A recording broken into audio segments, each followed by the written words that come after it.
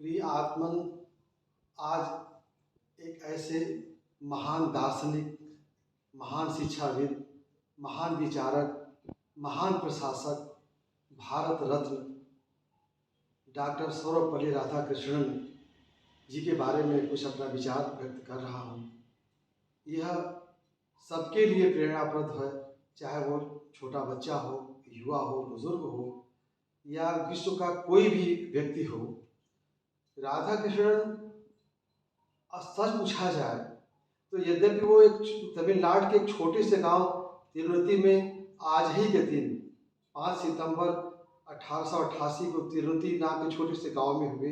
वो गांव एक ऐसा धार्मिक स्थल था जो इनको बचपन से ही प्रभावित किया और इनका धर्म दर्शन के प्रति एक लगाव हुआ। अब सच पूछा जाए तो राधाकृष्णन ने वो मानवता की जो सेवा की है, दर्शन शास्त्र के तो एक विद्वान रहे, महान दार्शनिक रहे। इनको विश्व में इनकी ख्याति भारत ही नहीं विश्व में है।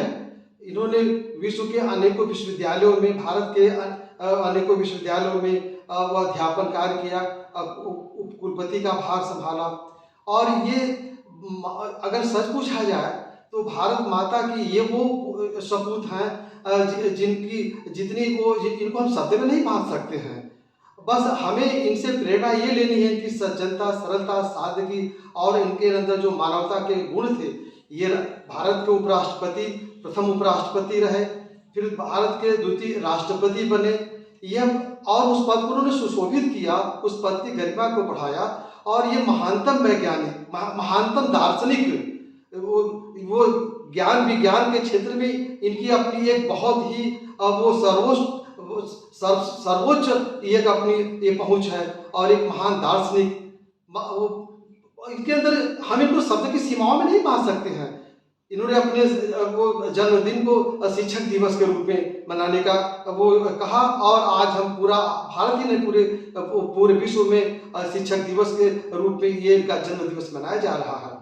और अगर इधर से देखा जाए, हम एक इस पुस्तक अगर गीता का की अगर बात करते हैं, इन्होंने Indian philosophy part 1, part 2, Hindu way of life, Irish way of life, east and west religion, इन्होंने बहुत से पुस्तकों को लिखा। और गीता पर इनकी जो ये लिखी ये वो गीता पर उन्होंने जो भाष्य लिखा है, टीका टिप्पणी की है, वो विश्व में अद्वितीय है।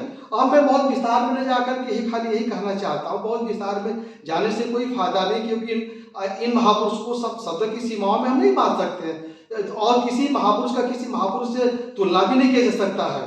बस हम यही कहेंगे कि भारत माता की ये वो सपूत है कि ये एक दार्शनिक और एक राजनेता ही नहीं रहे, एक अच्छे खासे प्रशासक के रूप में रहे। और वो लंदन विश्वविद्यालय से इनको वहाँ ऑक्सफोर्ड कैम्ब्रिज से मालवीय जी इनको BHU लाए और यहाँ इन्होंने दर्शन शास्त्र के प्राध्यापक रूप में, बाद में वाइस चांसलर बने और इन्होंने तरह से देश के अनेकों रूप में सेवा की। और ये मानवतावादी थे। अगर हम सुमित्रानंदन पंत के शब्दों में यही कह सकते हैं, सरस्वती के वरद पुत्र, मानवता की प्रतिमूर्ति ललाम, मानव गौरव के रखवाले, तुमको प्रणाम, सत प्रणाम। मैं अपनी श्रद्धांजलि, अपना श्रद्धा सुमन इन शब्दों में ही वो व्यक्त कर सकता हूँ। और अधिक क्या विस्तार में जाने की कोई आवश्यकता नहीं है। इन्होंने इतना कुछ लिख डाला है कि उसके कुछ पंक्तियों को अगर कोई दोहरा ले तो वो उसके जीवन में वो हरियाली आ सकती है और सुख समृद्धि छा सकती है। और इनके आदर्शों को अगर पालन किया जाए तो भारत ही नहीं संपूर्ण विश्व में शांति छा सकती है। और ये कोई साधारण पुस्तक नहीं है। श्रीमद् भगवद गीता पर उन्होंने जो अपना विचार व्यक्त किया है, जो टिप्पणी लिखी है, वो अद्वितीय है।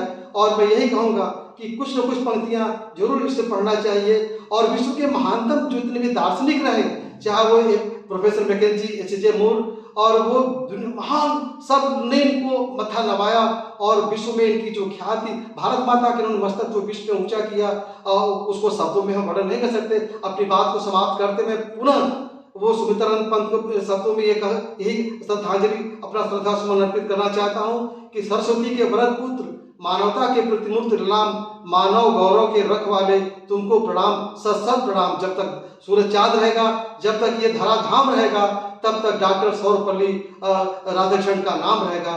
जय हिंद, जय भारत।